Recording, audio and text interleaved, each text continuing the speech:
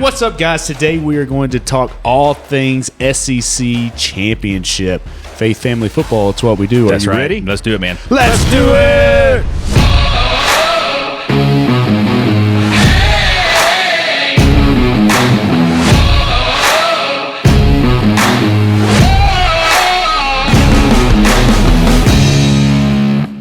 All right, guys, welcome back to the Fit Fat Dad podcast, and we're going to preview the SEC Championship game between Alabama and Georgia. And no surprise here, if you watch the podcast, you know we're both Bama fans. We are. Survived a scare there Saturday. I may have screamed really loud after sitting in the chair with my head in my hands, being like, okay, well, it's over. I'd already sent the what a great way to end the season before that passed. Are you serious? Wow. In a like, yeah. a way of like, wow, we really crapped the bed here. Yeah, yeah. That's all she wrote. Yeah. And then it happened. Yeah. In Milrow. Fourth in Milrow. I've heard of Isaiah 431. The mill throw. Yeah, the mill throw. What's it? What is it? I don't know. Since it was the 10th, I think it was very fitting since it was the 10th anniversary of the Kick 6. So as we go into this game, this is the 72nd matchup between these two teams, with Alabama leading 42-26-4. Georgia's riding a 29-game win streak, which is an SEC best. It just broke Alabama's, who owned the top two at 28 and 27, I believe. And at this rate, they may be able to chase Oklahoma, which stands at 47. They won the 47 wins in a row from 1953 to 57. Some other fun facts: the game will be played at Mercedes-Benz Stadium. Might as well just call that Alabama's home. That's like home. That's like Bryant-Denny #2. Yes, it is. Alabama is 7-0 in that stadium. Has never lost to Georgia. Never lost to Georgia in that stadium. And fun fact. As many times as Alabama's played in the SEC Championship since Saban's been there, they've only lost once. And also Florida, right? Florida and Tebow. And plus or minus a win here, I believe they're 17-1. 17-1 in Atlanta. That's pretty good. The Kings of ATL. The Kings of ATL. What some would say. And then you got to talk about Saban versus his assistants. There was a streak there that was quite impressive. That he was undefeated, but he is 4-1 versus Kirby. Yeah. He hadn't I was going to think he hadn't lost Kirby, but I remember that one loss. Yep. National championship. That's right. Say all that to say this, that Kirby's turned the tide here a little bit. Oh, yeah. A lot. Yeah, a lot. A lot. Some would say that they are the new dynasty, and it's hard to argue against that. No, you can't argue against it. I mean, when you win 29 straight. 29 straight through the SEC. I mean, granted it's the East, but still, still to the SEC. It's tough. I mean, they're going for a three-peat national title, which hasn't been done. Alabama hasn't done that in recent history, so they've got a lot at stake here. They're the number one overall team here. So Bama's got their work cut out for them. Agreed. Here. I would say this about these teams. Both Alabama and Georgia haven't been that dominating, beat you down, make their opponent be submissive like they have in the past. No, absolutely not. Georgia definitely has in the last three games, except Georgia Tech game, pummeled their opponents pretty well. Yeah. But if you look at their full body of work, it hasn't been the same Georgia team that you've seen. They've been in some tight ball games. They have. And then on the other hand, this Alabama team, they could go beat the number one team in the land, but then they could also go slip up against a FCS team as well. It's very unpredictable, very inconsistent.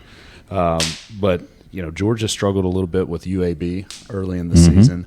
Alabama struggled with USF. We're still trying to figure out the quarterback situation in that ball game. That game blows my mind. Yeah, that absolutely blows my mind. that one was hard to watch. Both Bama and Georgia struggled with Auburn.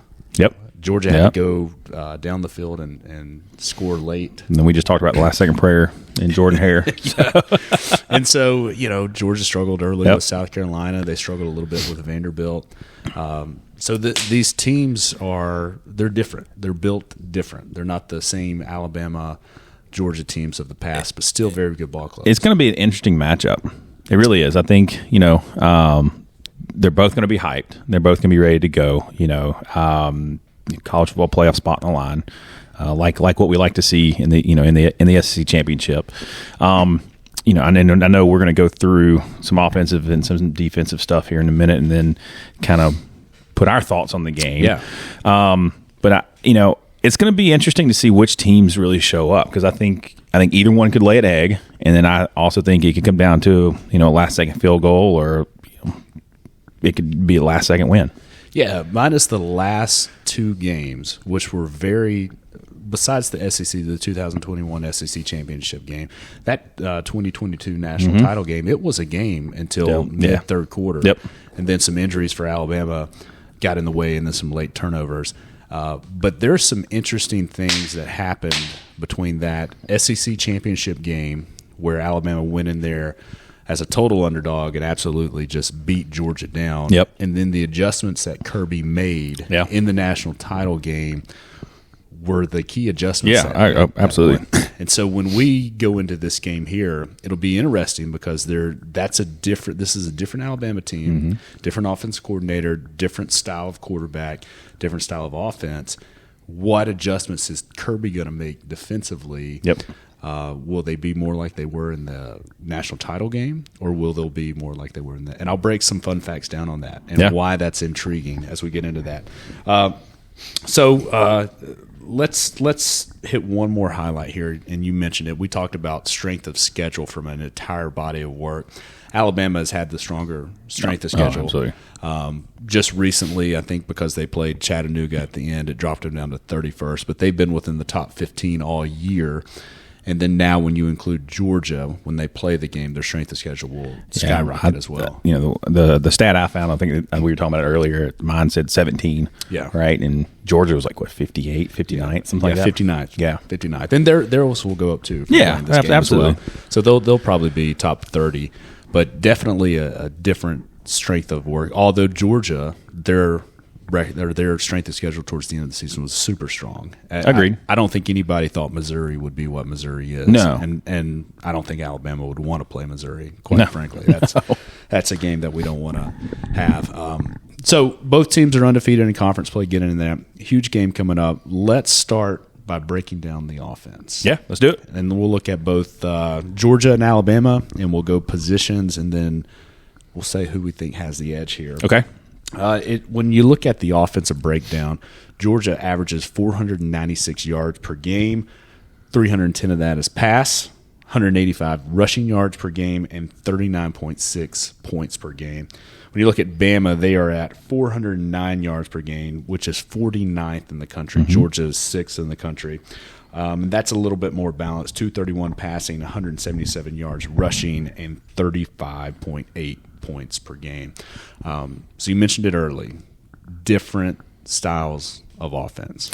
Yeah, and I'll say this. I think, if you look at the body of work, look at what Alabama was going through in the first, three ball games of the season. I think the latter half of the season is really where Alabama, started to find its identity. And we didn't do this, but it would be interesting to go back and look what the offense has comparison after the third game of the season. When everything was solidified, Alabama's offensive identity was starting to establish itself. From that point on, do the comparison, because I have a sneaky feeling those stats would be a little bit more comparable. Well, I've got a next-gen stat for you. Oh, so let's move to the Hogs. Okay. The offensive line, my favorite neck of the woods. And let's compare these two. So some fun facts here. And when you just look at it purely on stats, and what I mean by that, height and weight, Alabama has the heaviest offensive line. Yeah. And these guys should be absolutely murdering people. Should be. They're all 5-star, 4-stars. But you look at Georgia, they're big boys too. They're a lot more athletic. Yes. They can move a lot better. They're quicker, especially in protecting the quarterback. Georgia's given up 10 sacks all year, which puts them at 6th best in the nation. And they've not really given up a lot of tackles for loss. They're 11th best in the land. And when you look at Bama, 39 sacks. That's almost That's almost 30 more sacks, right? So it's wild. Like, that is a huge number. That's 113th out of 133 FBS teams. Put a pin in that one. All right, you ready? Well, you ready for the next gen stat? Well, hold on. Yeah. But pin a pin in that one, because when we can talk to our picks, that's one of my big highlights for the game. Right? It'll be determined right there, in my opinion. And Bama is 74th in tackles for loss allowed. Yep. Here is the next gen stat.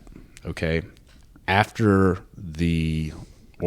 arriving into the LSU game. So for LSU, Kentucky, Auburn, and Chattanooga, they've only given up 4 sacks. So 39. Wow. And if you're going to say, well, hey, look, that's Chattanooga. Yeah.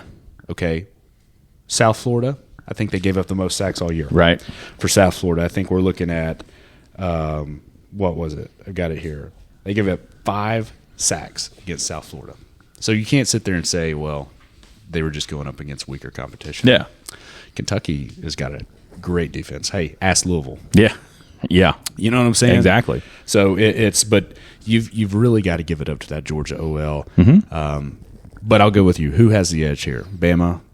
Pure Georgia? Offensive line? Pure offensive line. I mean, I would give it to Georgia. I mean, I think if you look at the total body of work, Georgia's definitely, based on the stats and everything, has a better offensive line. I think the Alabama offensive line is gelling at the right time, but definitely advantage Georgia.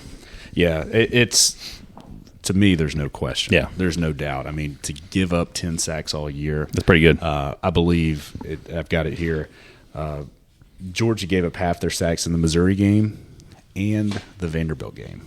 And we'll throw this out there. Are you ready? Go for it. Okay. Oh, shoot. I forgot their numbers. Our edge rushers. Okay. Yeah. I don't know if they've seen edge rushers like that. They haven't. Okay. They haven't. And so that's going to be that's a big key to the game from my side, is can they contain Alabama's edge rushers? All right. So we agree that Georgia has the far superior offensive line there.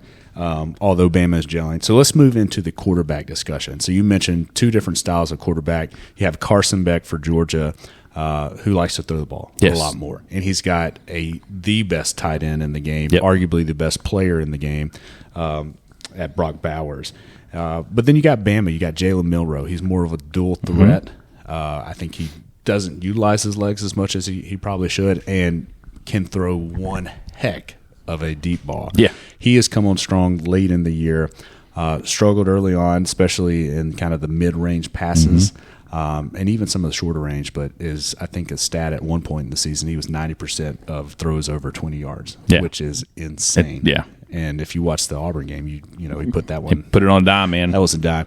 So when you look at these two, I'll go through some stats here, but Jalen Milroe accounts for almost 3,000 total yards. He's just under it, and 33 touchdowns responsible for. I think he's got 12 rushing touchdowns, and then 21 pass touchdowns. And you look at Carson Beck, who's 3,623 total yards. Majority of that, almost 96% of that, is through the air. So he's not a running quarterback. And 25 touchdowns responsible for. But different styles here. When you look at these, who do you give the edge to? Man, that's so hard, because they're so different. I think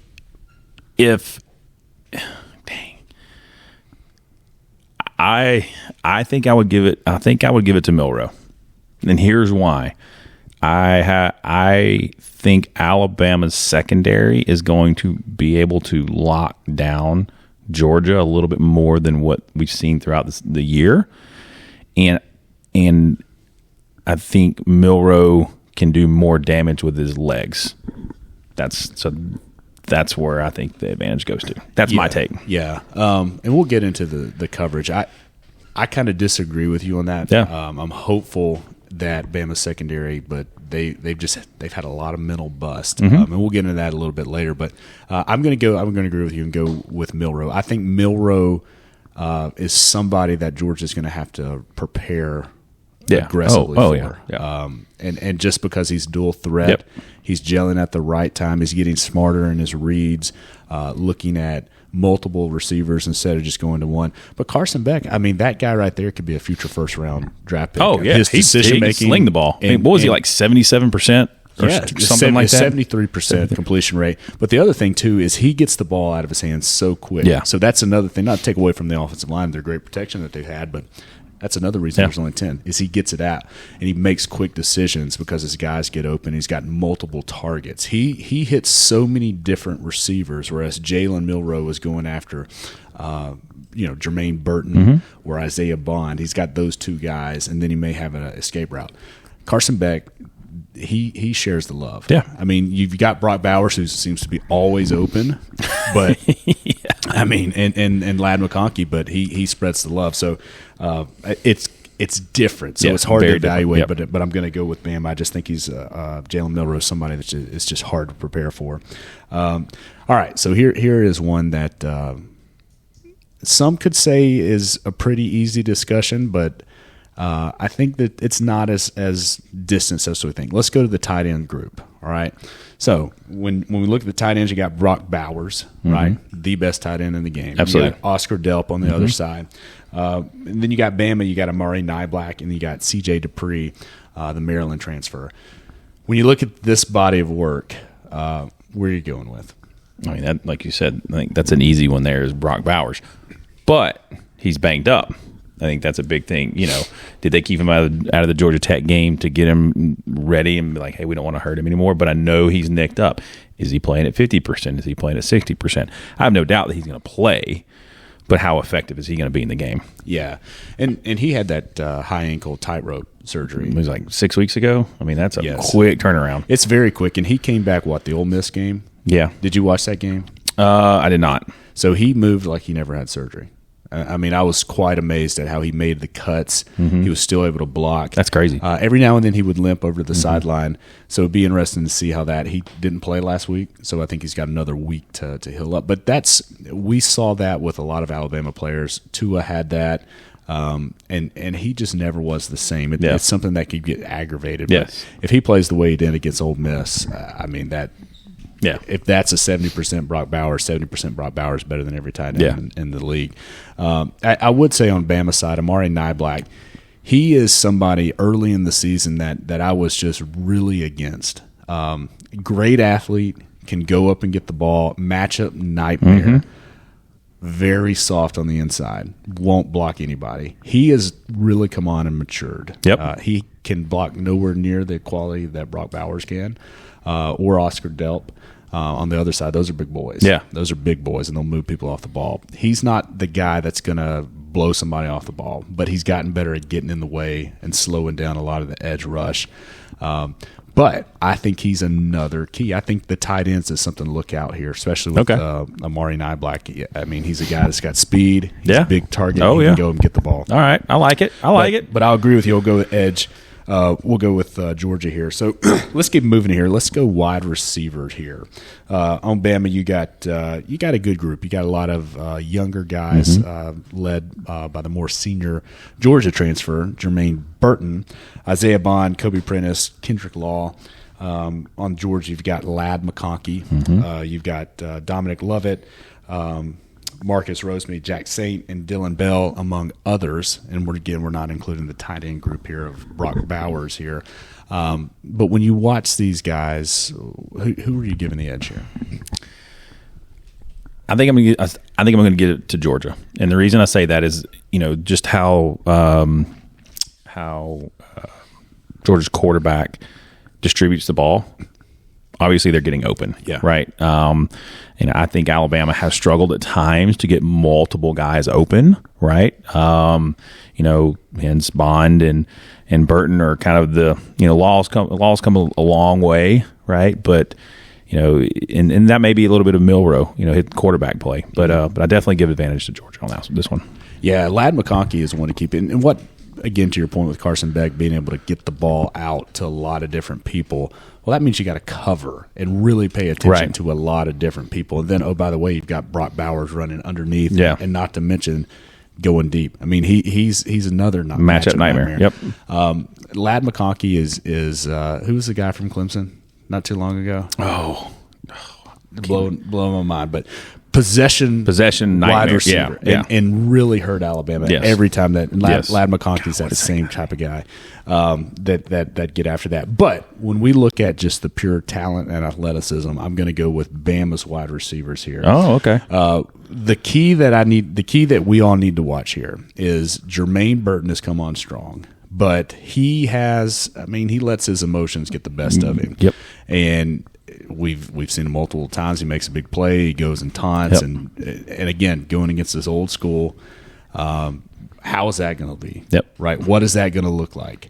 And is he going to rise to the challenge, or is he going to get overhyped and get in his own head? Georgia's going to be in his ear. They're going to be chirping at him all the time, especially if somebody that plays as emotionally charged as he does. So that's something to keep a look at. I'm going to go with Bama. You'll go with Georgia. Hunter Renfrow is who we were thinking about. Hunter Renfrow. Great. I'm glad you pulled that out of the archives. I did. Yeah. Very much like a Lad McConkey. Yes. Yeah, Bill Belichick's got his eyes on Lad. That's where he's going. All right, let's quickly go with the running backs here. Okay. When you look at Bama, you got Jace McClellan, who's banged up, may not play. Roydell Williams. Jace looking at 803 yards rushing, 126 yards receiving, 6 touchdowns. Roydell Williams just under 500 yards rushing, 49 receiving yards, 5 total touchdowns. And then with Georgia, you got Dejon Edwards, just under 800 yards rushing, 158 yards receiving, 11 touchdowns. Kendall Milton, 650 yards rushing, 21 yards receiving, 10 touchdowns. When you look at this group, what do you see? Here's what I expect, and the name is. What is the third running back for Alabama right now behind Roydell? Young guy. We got Jam Miller. Jam. Okay. Yeah. If Jace doesn't go or gets nicked up, I expect a big game out of Jam. If he's up, I think is a coming out party for Jam Miller in this one. I hope so. So you're going with Bama? I didn't say that. You sold it that way. Yeah. No. I think it's a big coming out party for Jam if he gets his chance or if he gets to play. I really like Jam. Yeah, I would go with Bama on this one. Yeah, Jam's a guy who runs with a lot of intensity. He does. And I think this game's going to need it. And we've been missing that. Bama's been missing that. Haven't had that big game breaker or hit the hole hard, accelerate through the hole. Yeah. I'm going to go with Georgia here. Yep. They continue to have kind of the duo. Kendall Milton tore up Georgia Tech last week. I think he had over 150 yards rushing. Somebody fact check me on that, but it was a lot. But those guys are counting for, looking at here, over 20 touchdowns when you look at them both. So that's another aspect that they're spreading the love around. Alabama, the top rusher, if he didn't get sacked so many times, would be Jalen Milroe. But I'm going to go with Georgia here. Okay. Overall, when I look at this, I think Georgia has the better offense. I think they're more versatile. They have more options. They got a quarterback that can get the ball out quick, make faster decisions. I think Bama has the capability for the most explosive plays. Georgia is, I think, top 10 in the country in time of possession. Yeah, their ball control. Georgia hasn't changed their offense. They're gonna run the ball. They're gonna distribute. They're gonna take 8 minutes on a drive and wear you out. Yes, but they also have, I think.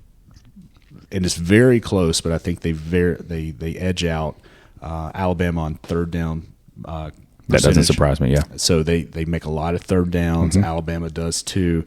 So that's going to be another key indicator here. But overall, I'm going to go with Georgia. When you look at the yards per game, they average almost 100 yards per game. And Alabama just hasn't been able to put people away. A lot of that with the offensive line woes. Yep. All right, so let's get into defense. My favorite. Here we go. All right. So when you look at total defense, Georgia is averaging giving up or allowing 294 yards per game, which is 6th best in the nation. Bama is giving up 312 yards per game, which is 17th best in the nation. Georgia is allowing they're the 6th best scoring defense at 15.75 points per game. Bama is the 14th best at giving up 17.92 points per game.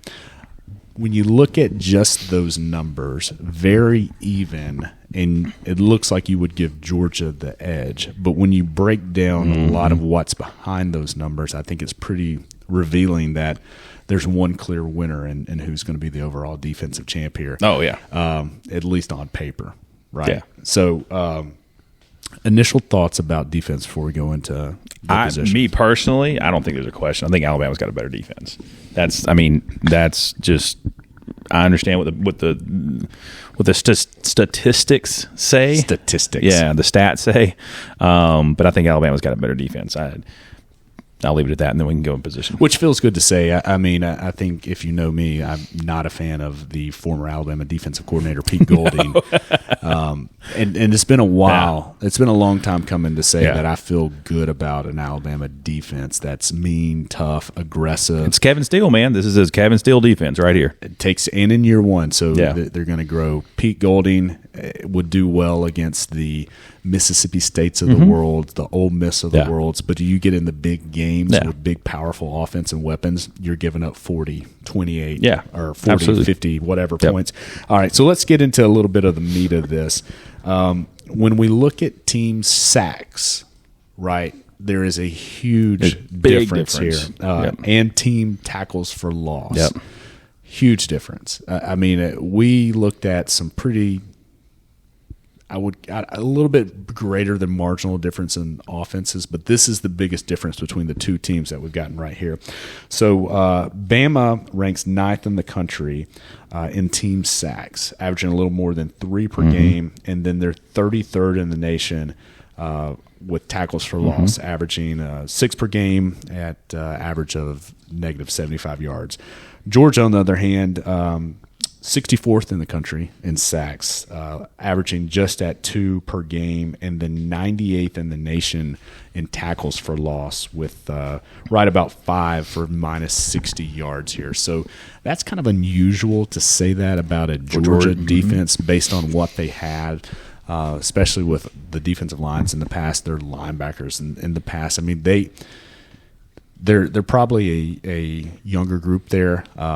I think what they set the record last year with 17 people that got drafted. Yeah, it was crazy. So the fact that they've rebuilt the way that they did, they're still but again, we get into this. They're not on paper, right? They're not Georgia of old. Yeah, Georgia of old. Anything stick out to you there in those well, yeah, stats? I mean, I think I mentioned it earlier. It's the 2 edge guys for Bama, right? I think a big key to this game is those guys. Can Georgia stop those guys from getting home? And can Alabama's secondary? Because I said we've had some busts. Can they cover enough to let those guys get home? Because we just mentioned how Beck gets the ball out quick. Yeah, how are they going to get there? So I think that's going to be a big game. If Alabama can get home. And if they can get over their average, if they can get 3 or hit their average 3, get into 4, I think Georgia's struggling at that point. And another just kind of defensive tidbit here is you look at red zone scoring defense. Alabama is 24th in the nation. Georgia is 111th. So so if Alabama can get there at the red zone, they're pretty much going to score. Yeah, at offense. I mean, Georgia's given up 90% scoring. Not saying that they're going to score a touchdown, but they're scoring. But the attempts is something to look out for. They're both roughly around the 30, allowing their opponents to get in the red zone about 30 times. So they're comparable there. But Alabama, we've seen it. A lot of teams get right there on the goal line. Oh, can't punch it in. How many times do we see that against Auburn? Exactly, and we saw it throughout the year. Yep. So I think that's another one to keep an eye on is when and Alabama gets a lot of yards up between the 20s. Yes, but once they get in the 20s and in the red zone, it's a different story. So that's something to keep an eye out on. So let's go positional here. And you already started there, so we'll start with the linebackers here. All right. So you mentioned edge rushers, and both of these teams play majority of what we would call a nickel defense. Yes, yeah. So you could say really there's 2 interior linemen, and your defensive end are really just linebackers, right? And so you've got 5 people drop back in coverage in the nickel. So a lot of that is what you're going to see from both of these teams. You're obviously going to see a lot of different variations and different mix and formations. But Kirby and Saban's philosophy, if you can have those big dominant defensive tackles, 2 gap players in the middle that take up 2 gaps, you got a lot of better athletic players out there that can give you damage. So that's what you're going to see. So when we go to linebackers, you already mentioned it. Bama, you got Dallas Turner, Chris Braswell, Deontay Lawson. You got Marshall. You got Jihad Campbell. You've just got this huge crew of just studs out there. I think Dallas Turner and Chris Braswell account for 16 sacks combined, 8 apiece. Right, that's nothing. And then when you look at Georgia, you've got Dumas Johnson, which he hasn't played for several weeks. I don't know that he's going to play in this. He's their leading linebacker, 3.5 sacks. You got Shamel Munden Jr., 3 sacks. C.J. Allen, again, the huge gap in the just ability to get back there and sack the quarterback. You're seeing that play out in the stats here. I'm going to agree with you. I'm going to go over overwhelmingly that Bama's got the better line, which is – I'm not sure that you could say that in the last 5 years. No, I agree with that. Yeah, so Bama for sure is going to be able to get I say they're going to be able to put pressure on paper. They've been able to do that in the past. All right, let's go down to the defensive line here, which overwhelmingly, at least in the past 3 years, has been Georgia. Oh, absolutely. Without dominant question. players. Jordan Davis. Yeah. I mean, next level guys that go in as a rookie and dominate. Yes. Yeah. Not so this year. So Bama, you got Justin Aboigbe, if I'm saying that correctly. You got Tim Smith, Tim Keenan. Georgia, you got Nazir Stackhouse and Michael Williams, which is more of a kind of an edge guy. He's been able to get back there. He himself has 3.5 sacks. Stackhouse for Georgia has 2 sacks. Bama, you look at Justin Aboigbe, 6 sacks. Tim Smith, 2 sacks. Tim Keenan, I think he's roughly around 2 sacks as well. So Bama is getting back there, right? So their edge guys come in, they push QB up the middle, and then, hey, our big boy's right there to meet him. And do you have the yards per game rush stat? For the team defense? Yeah. I think I do here. I thought it did. I do believe that edge goes to Georgia, though. Really? Yeah. Oh, wow. Okay. Yeah. All right. It's close. Yeah. But it's close. I was just sitting there thinking about that because Yeah. we've been talking a lot about getting home. I was wondering how many yards on the ground defense has ever given up. Yeah, well, you got to remember, Bama gives up those 70-yard runs at a time. That's right. 170. Yeah. So it is there. All right, so let's talk about the defensive line. Where are you giving the edge here? I'll go with Bama. I mean, I just you're not going to sway me on this one. Yeah, so. I'll go with Bama as well. Now, this one is very, very interesting. The secondary. Mm-hmm. All right, let's talk about what's going on in the secondary. Bama has arguably a cluster of just next-level talent. These guys probably going to be all first, second round when absolutely. they go. You've got Caleb Downs, true freshman, who's going to be first round. He falls in line of the Patrick Surtain, Mika Fitzpatrick bloodline. You got Kool-Aid McKinstry, Terrion Arnold, Jalen Key, who's coming on strong. Malachi Moore. Yep, exactly, Malachi Moore. And then when you look at Georgia, they've got Malachi Starks, who was just named a Thorpe's finalist. You've got Tyke Smith, Javon Bullard. You've got a lot of dudes out there, too. I'm obviously more familiar with the Bama dudes just because I'm a Bama fan. But when you look at the secondary, who are you giving the edge to? It's interesting to know that Bama has no Thorpe finalist listed there with as much talent as they have there. How many yards through the air? Are they about the same? I have to go back and fact that. Okay, yeah. So here's what I think. I think it's going to boil down to, does Alabama have that mental bust that they seem to have? They bust a coverage probably once a game, right? That leads to a big play or a touchdown or something. If they don't have the bust, I give the edge to Alabama. Georgia plays more sound, in my opinion, on the back end.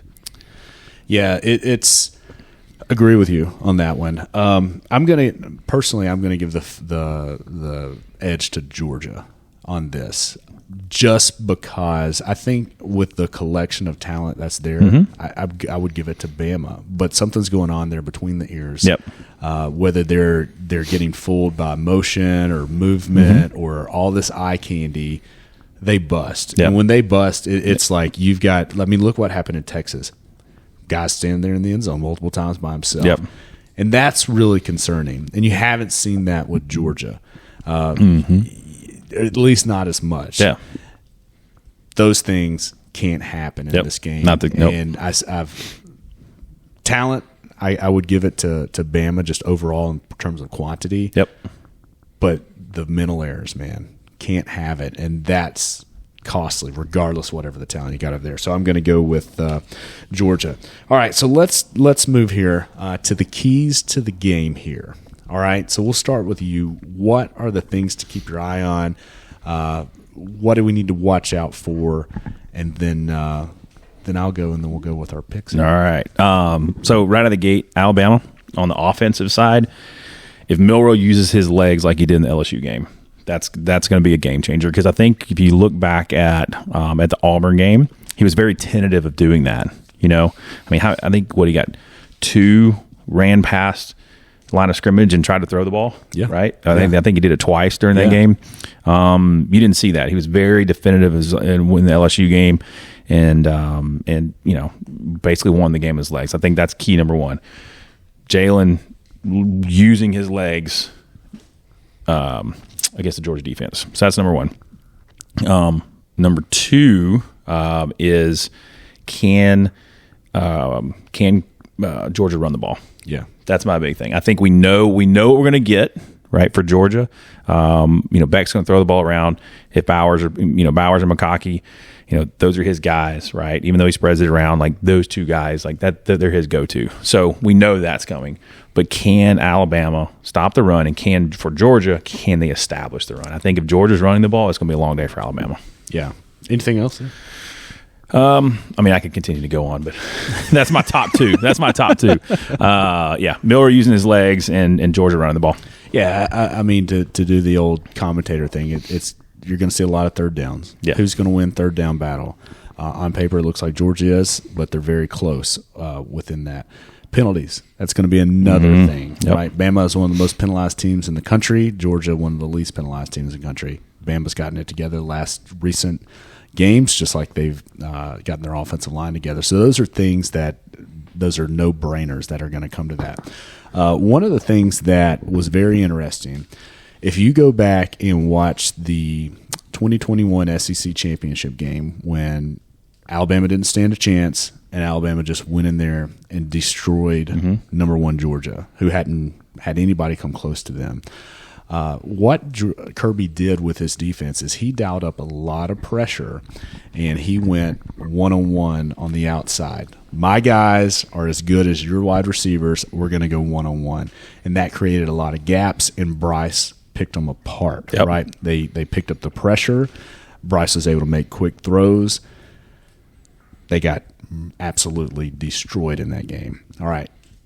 The biggest adjustment from that SEC championship game to the national championship game is instead of bringing more pressure, Kirby mixed it up. He threw in another, let's call it a defensive back or outside linebacker, into coverage. So Bama likes to go with this bunch formation, which is kind of like trips, but it's stacked. Yep.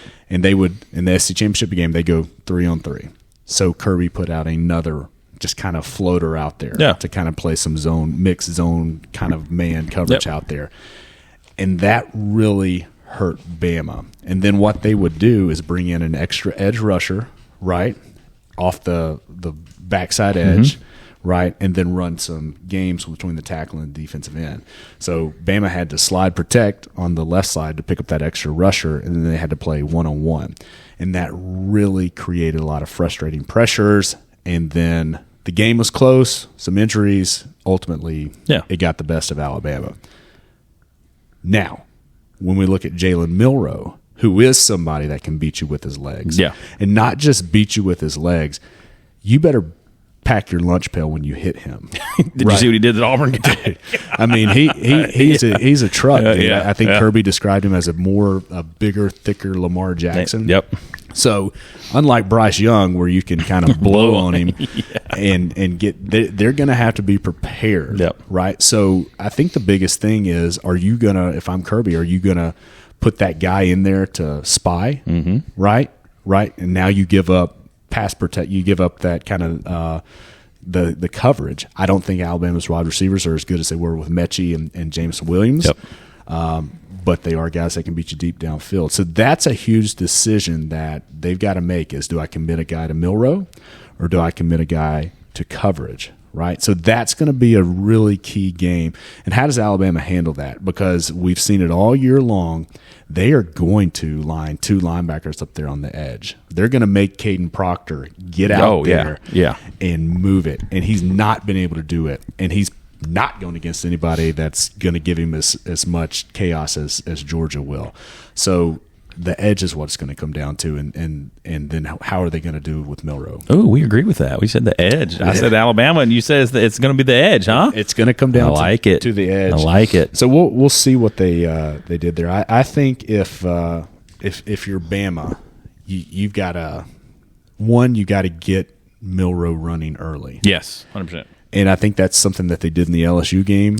Haven't done it a lot since then. I don't know if that's by design or they didn't feel like they needed to. I think you've got to make Georgia commit to Milroe, and then don't be afraid to go deep. I think you got to go deep early. Don't dink and dunk and 2 to 3 yards. I mean, that if you're going to play that, Georgia's got you right where they want you. Oh, I agree. And they're better at that game. And I think you saw that in a little bit of the Auburn game. I mean, if you looked at some of the play calling in that Auburn game, as far as how they ran the ball, it was just dives. I mean, it was dives. And it's like, okay, they've stopped it. How many times are they going to stop it before you make an adjustment? Again, if that's the game plan for the running game against Georgia, they got you right where they want you. Yep, they do. One thing, just final note here on this, is a lot of the teams that have hurt Bama, and you look at Auburn, I think they hurt Georgia this way too, is Hugh Freeze threw a lot of gimmick eye candy. Yes. Like moving a lot of people. And he said, I think they quoted him, he's going to throw so much stuff at Bama that they don't know what to defend. And I think Bama got so concerned with all these different reads, and they confused everybody. That's why you had a lot of middle busts. That's why a lot of big chunk plays that came in the run. Georgia, Mike Bobo may throw in some eye candy every now and then, but Georgia feels like we don't have to do that because our bigs are better than your bigs. Bama feels the same way. Our bigs are better. Our goods are better than your goods, and they match up well. And so I don't think you're going to have a lot of eye candy gimmick type things. Now, I don't think that won't happen. That's a lot to install in a week too. It is, just to kind of throw them off. But Bama struggle with it, so don't be surprised if you see some unique things. Kirby's a great coach. Saban is the GOAT. Be very interesting. All right, let's wrap it up here. Final pick, final score. What you got? I think it's going to be, I'll say 28-24 Bama. 28-24 Bama. I'm going to go 31-21 Bama. By 10, all right. By 10. I think Georgia comes out of the gate swinging. I think Bama gets down early. Here we go again. The difference is Alabama has struggled to win in almost every game that they've played, right? Okay, yeah. Georgia hasn't really been challenged. So the things of that we've experienced as Alabama fans of the past is you'd have these teams that go 13-0, never really been challenged. They get punched in the mouth in that national title game, and then they panic, and they don't know what to do. So I feel like Bama's got the edge there in that they've been punched. They know a lot. It's like they don't know how to lose as bad as it looks. So Georgia hasn't been that challenged. So if Georgia gets down to those guys start thinking, oh, here we go, right? It's good teams find a way to win. I think Alabama has found a way to win. Georgia, 29 wins in a row. It's going to be hard to say that they're not winners and don't find a way to win. But they haven't had to overcome that level of adversity that Bama has had. So I give the edge there. 10-point win. I think it's close all the way. I think with like 2 seconds to go, we pick up a turnover for a 6. So it's really a 3-point game that we turn into a 10-point game. Yeah. All right. So just real quickly here, because if we wouldn't be doing ourselves justice if we talked about the college football playoff. We both picked Alabama to win. Yep. And if you recall, several weeks ago, I made the prediction that we could be looking with the an SEC team being out of the college football playoff. Yes. You said that was ludicrous. That would never happen. Still don't think it's going to happen. So let's talk about that for a second. I'm of the belief that the committee, this being their last year, right, what better way to go out than to stick it to the SEC? So, my opinion, if Alabama beats Georgia, SEC's out. I don't think it's fair. I don't think it's the right thing to do. I don't think that somebody 8, even though they're going to have the best win of the season, is going to jump all the way up to number 4. Do I think that they deserve it? Absolutely. Do I think that even if Georgia loses, that Georgia's still one of the top 4 teams in the country? Absolutely. Do I think that they're better than Ohio State? Absolutely. Do I think that they're better than Michigan, Washington, Oregon? Absolutely. Do I think that if they played Alabama 5 times, that they would probably beat Alabama 6 times? Absolutely. But I think the SEC is going to get denied, man. I think here's what it boils down to in my mind. You ready? It's 2 big games. Okay, have to happen. I think Louisville's going to beat Florida State. Just watching Florida State play, even though they came back against Florida in the Swamp, just watching their body of work and looking at Louisville's offense compared to Florida's offense, I think Louisville's going to beat FSU. Okay, so FSU's gone, right? So there goes the ACC.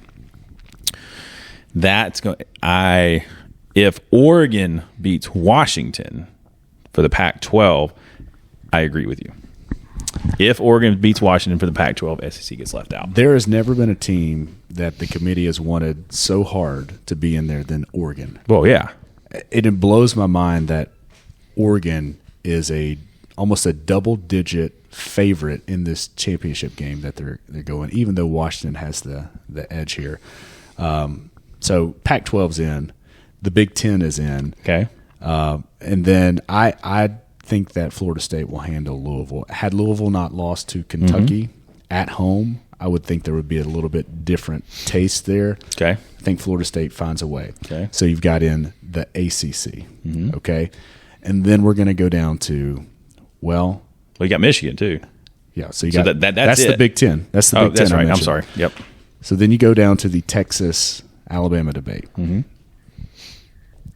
then it's, hey man, it's only fair. Like I agree with you. You played the game on the field. I agree with you on that one. Texas beat Alabama. Yes. Texas is in. Yes. And so there is no SEC teams in there. And it's unfortunate. I don't see how that, and we're assuming that both Michigan beats Iowa, that's going to be a total snooze of a game. Yeah, it is.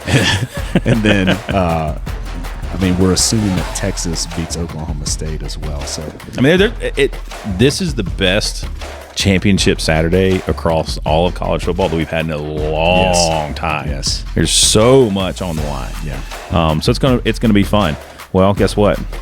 We're not going to be able to watch half of it because we're going to be at the SEC championship game. It's going to be fun. Yes, sir. We'll give you some highlights from the SEC Absolutely. championship game. But I'm a big advocate of the ball don't lie. Right? Yeah, the ball don't lie. Yeah. And everything's going to work itself out this week. Yep. It'll be the way that it needs to be. Absolutely. So, all right, guys. Hope you enjoyed our episode today, breaking down the SEC championship. And we're going to have fun with this. Yeah, man.